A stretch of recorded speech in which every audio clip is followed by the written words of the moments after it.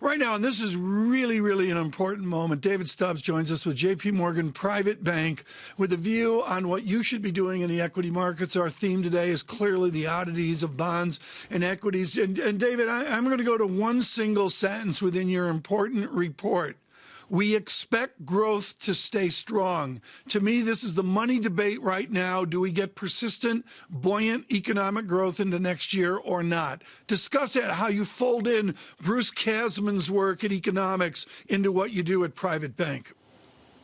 Absolutely. Great to be with you, Tom. Look, I think we need to not confuse a peaking in growth momentum with an end to very powerful growth. And certainly a lot of cyclical indicators out there are at very strong levels. But that doesn't mean that we're not going to get a tremendous impulse from both the real and nominal economy throughout the next few quarters. You see that with central banks upgrading their growth forecast. Bank of England just did it right now. And as Bruce's team has pointed out very clearly, we see significant upgrades coming through in countries which are getting their vaccine rollout done properly. We see central banks determined to lag the recovery. We see impressive fiscal policy support as well. And you put those three things together, it all adds up to tremendous earnings growth, which means we believe the equity market can make new highs despite being obviously very buoyant in the last few months. So, David, what are 10s doing south of 160 in the Treasury market?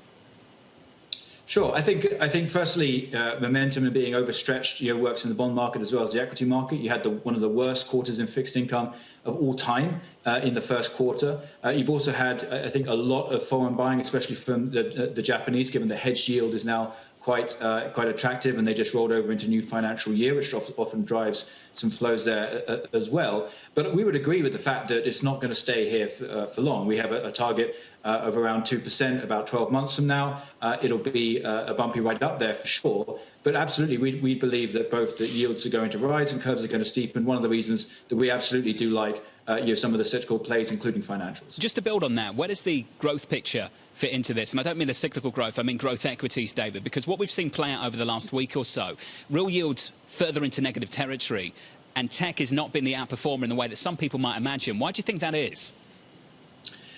John, I think firstly, tech is a massive overweight in a lot of portfolios. Almost every portfolio I see across private banking clients around the world has a lot of those mega cap tech names. So I think this is not a place for incremental capital to go for a lot of people. That's a first place.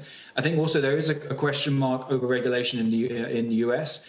We are fairly sanguine on that because we've done a sum of the parts model, and we believe absolutely, even in an extreme scenario where they start to talk about breaking up these companies, we still see some value there. And also, I think that it's just so clear to people that we are now sustainably exiting this pandemic. The US and the UK are leading the way. Europe is going to be swimming in vaccines in the third quarter. That story is still very much ahead of us. A lot of that points to some of the best opportunities on a tactical basis not being in mega cap tech, even though we still like it for the future for sure. There's a question about commodities as well. We've been talking about the incredible rally that's causing certain assets to surge to record highs. We've seen the best start to the year in a very long time, possibly in records going back to 1970, depending on what index you use. Given that, where do you see the potential opportunities? Because I know that in your recent research, you said you're starting to be selective.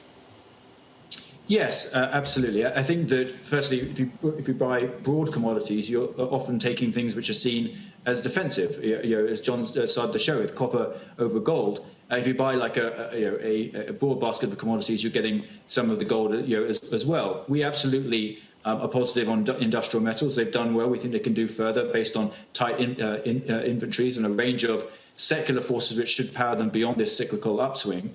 And I think energy is also a really interesting play with the confluence of restricted and disciplined supply now, a focus on yield and shareholder return by the mega caps in the positive column, but also in the negative column, of course, a transition to a sustainable economy and the potential for very significant investment being needed if these companies are going to survive in a clean energy world. I think that's why investors are rightly skeptical of some of those companies. So bottom line, we want to be selective into industrial metals. We just released a new paper on copper and all the fundamentals there. And there are some pure plays in the equity market on the copper side that we would absolutely be recommending clients take exposure to. But we don't just want to buy the whole thing. On the flip side, how much do these rising industrial metal prices weigh on certain sectors in U.S. equities and companies that are trying to offset the increases in input costs by hiking prices for clients? I think one of the huge trends going forward in the next 6 to 12 months is focusing on companies which do have pricing power, because we do see a lot of increases in input prices. And we know that for key sectors, there is scope for margins to contract if they cannot pass on those price increases.